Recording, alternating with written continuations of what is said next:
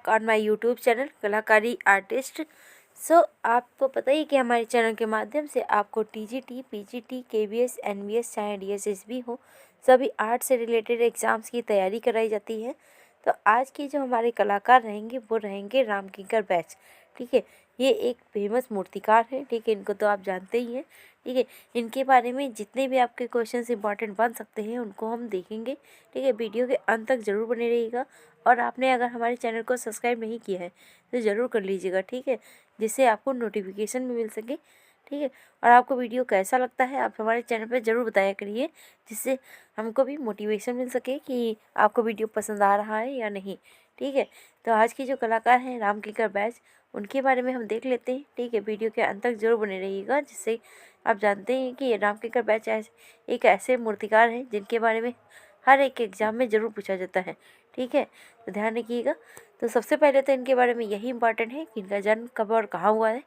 तो राम किंकर बैच का जन्म 1906 या फिर 10, दोनों ही इनमें कंफ्यूजन रहती है, बट आपके जैसा भी ऑप्शनल आता है आप उसके हिसाब से यहाँ पे चुनिएगा। ठीक है, तो इनका जन्म 1906 या 10 में बांकुड़ा ज़िले में, बांकुड़ा जो पश्चिम बंगाल में पड़ता है, ठीक है, जुग्गीपाड़ा गांव में पश्चिम बंगाल में इनका जन्म हुआ था। ठीक है, क्वेश्चन में आपका कुछ भी दे सकता है, आपका केवल बांकुड़ा भी दे सकता है, उसके पास जो निकट जुग्गीपाड़ा गांव है तो गांव का भी नेम दे सकता है, और पश्चिम बंगाल भी। ठीक है, तीनों को याद रखिएगा क्योंकि इम्पोर्टेंट कलाकार है, आपका क्वेश्चन कहीं से भी यहाँ पर बन सकता है। फिर आता है कि राम किंकर बैच के मूर्तिकारों मूर्ति शिल्पों के में जो प्रमुख विषय रहा है वो ग्रामीण आदिवासी संथाल समुदाय और शांति निकेतन के आसपास का वातावरण ही रहा है। ठीक है, तो ध्यान रखिएगा इनका प्रमुख विषय क्या रहा है, तो ग्रामीण आदिवासी संथाल समुदाय, ठीक है, और शांति निकेतन के आसपास का वातावरण। फिर आता है राम किंकर बैच जो है, इन्होंने मूर्ति कला का डिप्लोमा जो है 1925 से लेकर के 29 तक की इसके बीच में विश्व भारती विश्वविद्यालय शांति निकेतन से इन्होंने मूर्ति कला का डिप्लोमा प्राप्त किया हुआ है।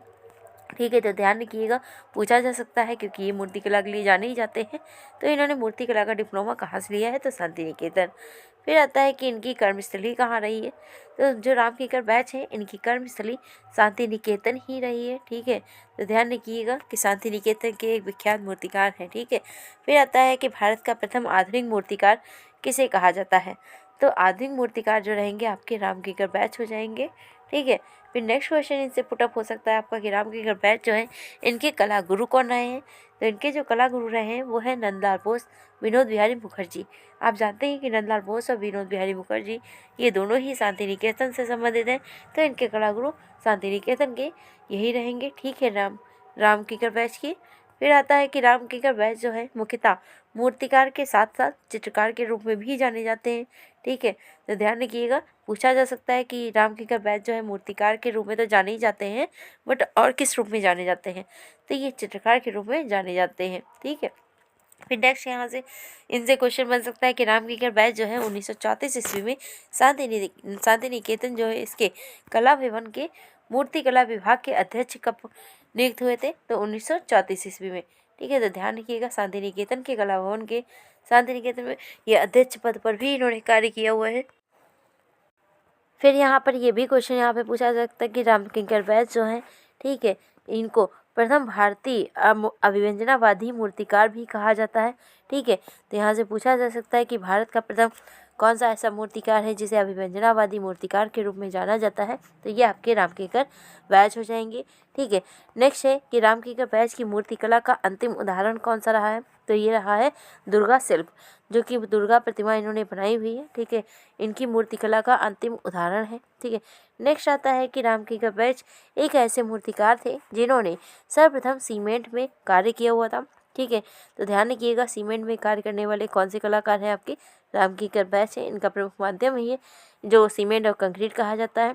ठीक है, फिर अगला आता है कि राम किंकर बैच के द्वारा बनाया गया टैगोर का आवास जो शिल्प है, ठीक है, आवास शिल्प आप जानते ही हैं कि जो कंधे से बनाया जाता है फेस का लेकर के। ठीक है, तो इनका भारत का पहला अमूर्तन शैली में चित्रण उदाहरण है। ठीक है, इन्होंने एक टैगोर का बनाया हुआ था, तो ध्यान रखिएगा। फिर आता है कि टैगोर का आवास शिल्प जो है वो किस माध्यम में बनाया हुआ है, तो ब्रांज कास्ट में बनाया हुआ है इन्होंने। ठीक है, ध्यान रखिएगा कांसे में बनाया हुआ है। यह शिल्प national gallery of modern art यानी कि नई दिल्ली NGMA में सुरक्षित है। तो ध्यान रखिएगा, ठीक है।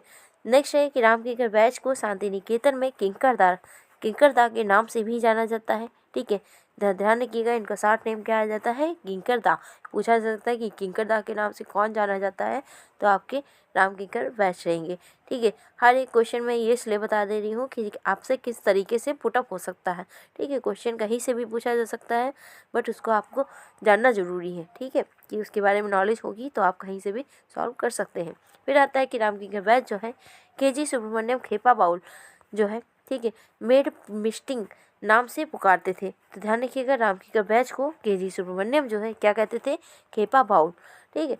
फिर आता है कि रामकिंकर बैच के प्रारंभिक मूर्ति शिल्पों का माध्यम जो रहा है वो क्ले रहा है, यानी कि मिट्टी में इन्होंने कार्य किया हुआ है। फिर है कि रामकिंकर बैच की कला जीवन में पर डॉक्यूमेंट्री फिल्म भी बनी हुई थी 1975 ईस्वी में, जिसको निर्देशित जो थे, तो निर्देशन किसने किया था, ऋत्विक घटक ने। ये बहुत ही ज़्यादा इंपॉर्टेंट है, ठीक है, बहुत बार पूछा जा चुका है आपका। ये ऋत्विक घटक ने किसके फिल्म के निर्देशन पर कार्य किया हुआ है, तो रामकिंकर बैच के ऊपर। वो भी कब बनी है, तो 1975 ईस्वी में, ठीक है। फिर अगला है कि लेखक मोन फकीरा द्वारा लिखी गई अंग्रेजी भाषा की पुस्तक है सेल्फ पोर्ट्रेट, ठीक है, जो कि रामकिंकर बैच के ऊपर ही आधारित है। तो ध्यान रखिएगा, मोन फकीरा, ठीक है, तो किसने लिखी हुई है, ये तो लेखक है मोन फकीरा द्वारा लिखी गई, सॉरी, ठीक है। इसका नाम क्या है, सेल्फ पोर्ट्रेट, ठीक है। फिर है कि रामकिंकर बैच के जो चित्र तकनीक रही है वो तैल माध्यम में इन्होंने कार्य किया हुआ है। तो ध्यान रखिएगा कि ये मूर्तिकार तो थे ही, सीमेंट के क्रीम में करते थे कार्य, बट चित्रकारी में इन्होंने माध्यम जो है अपना तैल माध्यम को अपनाया हुआ था। फिर है कि रामकिंकर बैच की कला जीवन पर आधारित लघु फिल्म जैसे असुर, ठीक है, 2020 में बैच को श्रद्धांजलि अर्पित करने के लिए निर्देशित की गई थी। इस फिल्म का निर्देशन जो है वो पावेल ने किया हुआ था, ठीक है। तो ध्यान रखिएगा, 2020 में बनी हुई है, ठीक है। इसका क्या नाम है, असुर, जिसको निर्देशित पावेल ने किया हुआ है। फिर है कि रामकिंकर बैच जो है का मूर्ति शिल्प जो माध्यम रहा है वो मिट्टी, सीमेंट, कंक्रीट, ठीक है, प्रस्तर, कांस्य आदि ये माध्यम इन्होंने अपने चित्र मूर्ति शिल्प में प्रयोग किए हुए हैं। फिर है कि रामकिंकर बैच का कहना था कि एक अच्छा मूर्तिकार बनने के लिए कलाकार को स्वयं मिट्टी तैयार करनी चाहिए, यानी कि जैसे जो मूर्ति चाहता है वैसे ही वो अपने हिसाब से बनाना चाहिए उसको, ये इन्होंने कहा हुआ है। तो क्या है इनका कथन, ध्यान रखिएगा, क्योंकि आपसे कथन भी बहुत बार पूछे जा सकते हैं, ठीक है, पूछे भी गए हैं, प्रीवियस क्वेश्चन आप देखेंगे तो, ठीक है। इनका कथन क्या है कि एक अच्छा मूर्तिकार जो है बनने के लिए कलाकार को स्वयं मिट्टी तैयार करनी चाहिए, ठीक है, मूर्तिकार बनने के लिए, ठीक है। नेक्स्ट अब देख लेते हैं इनसे रिलेटेड कि ये आपका क्या पूछा जा सकता है। ये आप पहले देख लीजिए फिगर, जो कि पास्ट चित्र है, प्लास्टर में बना हुआ है, जो रामकिंकर बैच ने बनाया हुआ है।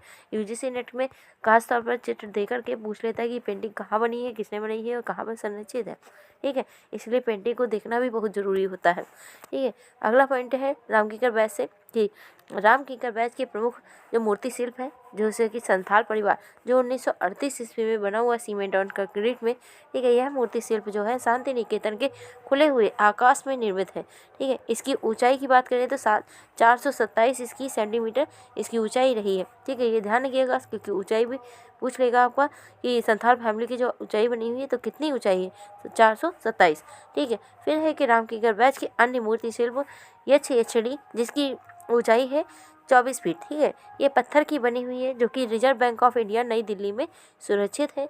नेक्स्ट है कि रामकिंकर बैच के साथ में मूर्तिकला के साथ साथ इन्होंने चित्रण कार्य भी किया हुआ है तथा आरंभिक चित्रों में लघु चित्रों को भी अपनाया हुआ है, इन्होंने बनाया हुआ है। फिर आता है अगला कि रामकिंकर बैच वाटर कलर का के साथ साथ इन्होंने तैल रंग का भी प्रयोग किया हुआ है, ठीक है। फिर नेक्स्ट पॉइंट है कि रामकिंकर बैच जो है व्यक्ति चित्र, डिजाइन, लताएं, भवन, प्राकृतिक दृश्य आदि को भी चित्रित इन्होंने किया हुआ है, ठीक है। पूछा जा सकता है कि जो इन्होंने चित्र बनाया हुआ है तो किस किस में मतलब तरीके के बनाए हैं, तो व्यक्ति चित्र बनाए हैं, डिजाइनर बनाए हैं, ठीक है। लताएं और भवन, प्राकृतिक दृश्य इन्होंने मोस्टली बनाए हुए हैं, ठीक है। फिर है कि रामकिंकर बैच के जो चित्रों में लोक कला, शास्त्रीय कला का भी समन्वय मिलता है, ठीक है। तो ध्यान रखिएगा कि लोक कला से भी संबंधित इन्होंने चित्र बनाए हुए हैं, ठीक है।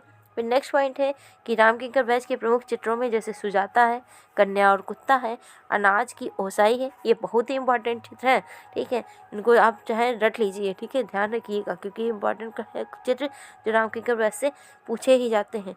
जैसे सुजाता है, कन्या और कुत्ता है, अनाज की ओसाई है, ठीक है, इनको तो बिल्कुल ही नहीं भूलने वाला है। ठीक है। फिर अन्य चित्र में जैसे देख लीजिए शीतकालीन मैदान है, मेघाच्छन्न संध्या है व निर्माण, ठीक है। ज्यामितीय आकारों में इन्होंने बनाया हुआ है इन चित्रों को।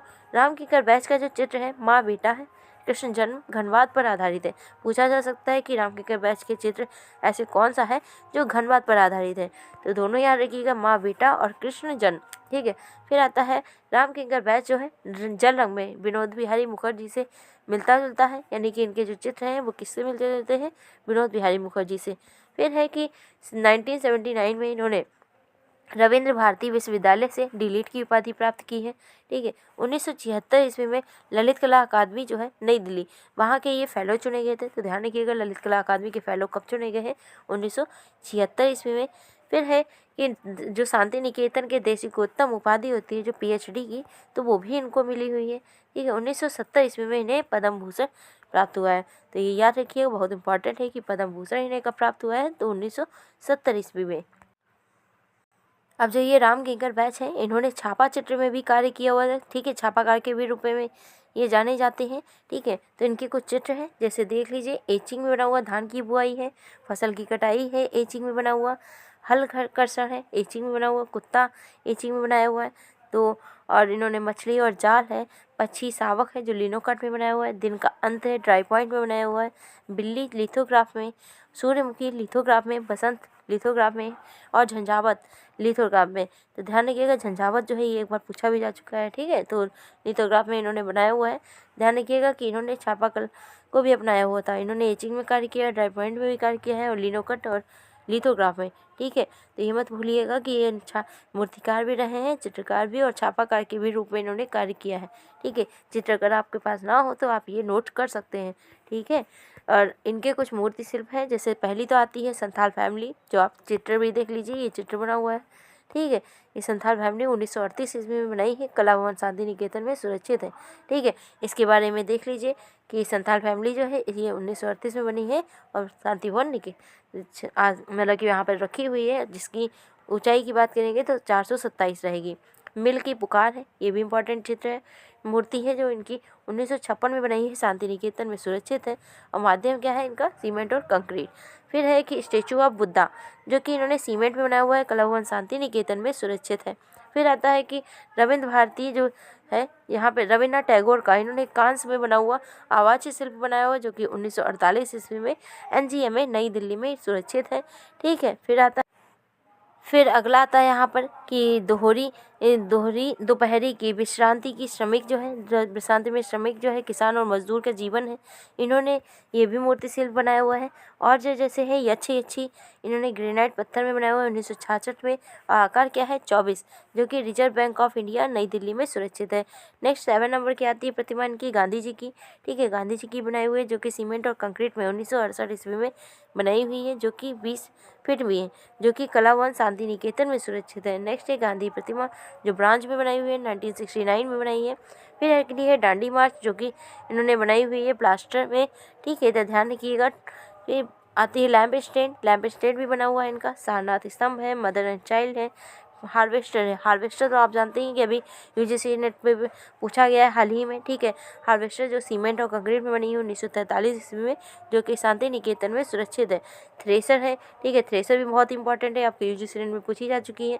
फवारा है, फाउंटेन है, ठीक है, सीमेंट कंक्रीट में बनी हुई है, 1943 की है, कला भवन शांति निकेतन में रखी हुई है। फिर है द पोएट है, ठीक है, ये भी बहुत इंपॉर्टेंट है, सीमेंट में बनी हुई है 1938 में। कच्छ देवी यानी दुर्गा प्रतिमा, जितनी भी मूर्तियां हैं यहाँ पर 17 की 17 सभी के सभी इंपॉर्टेंट है, ठीक है, आप इसको नोट भी कर लीजिएगा, ठीक है।